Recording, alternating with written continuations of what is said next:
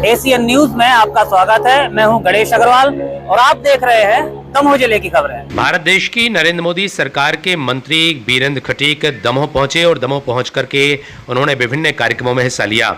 इसी दौरान मानवेंद्र सिंह के द्वारा उन पर लगाए गए आरोप के विषय में जब उनसे सवाल किया गया तो उन्होंने कहा कि वे सभी को खुलो चुनौती देते हैं, पूरे खानदान को चुनौती देते हैं, वे एक आरोप सिद्ध करके दिखाएं।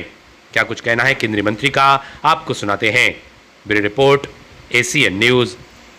आरोप लगाने वालों के लिए तो किसी को रोका नहीं जा सकता है, लेकिन आरोप लगाने वालों को मैं ये चुनौती देता हूँ कि वो अपना मेरे समान, जैसे मैं खुलेआम कहता हूँ, कोई एक आरोप सिद्ध करके तो बता दे, तो मैं हर तरह की सज़ा भुगतने को तैयार हूँ। मैं आरोप लगाने वालों को ये कहना चाहता हूँ कि वो राजनीति में स्वयं के लिए आए हैं। उन्होंने पंडित दीनदयाल उपाध्याय को नहीं पढ़ा, उन्होंने एकात्म मानववाद को नहीं पढ़ा। हम तो उनके परिवार से जिस चौराहे पे कहें हम उस पर हम चर्चा करने को, संवाद करने को तैयार हैं। आइए, पहले आप एकात्म मानववाद को समझिए, पंडित दीनदयाल उपाध्याय जी को समझिए कि जिस पूंजीवाद और साम्यवाद के विरुद्ध उन्होंने एकात्म मानववाद की कल्पना की थी, और एक पन्ने का बहस तो हमसे कर लें, फिर उसके बाद आरोप लगाएं। हमारा तो जीवन जो है ना, वो खुली किताब है। 29 वर्ष हो गए, 29 वर्षों में 4 बार मैं सागर से रहा, चौथी बार वहाँ से।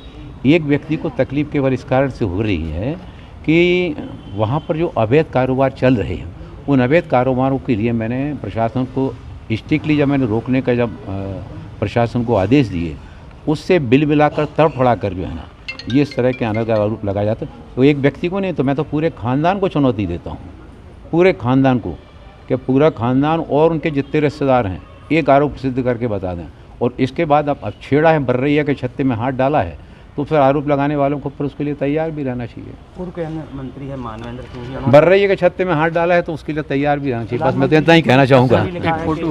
बर्खास्तगी के लिए आपके लिए एक पत्र लिखा है प्रधानमंत्री जी के लिए। आयातित लोग, मैंने जैसा कि बताया, जो हमारी विचारधारा से ही नहीं थे, वो आज उन परिवार के सदस्यों को मतलब सिखाएंगे कि राजनीतिक जीवन कैसा होना चाहिए, सामाजिक जीवन कैसा होना चाहिए।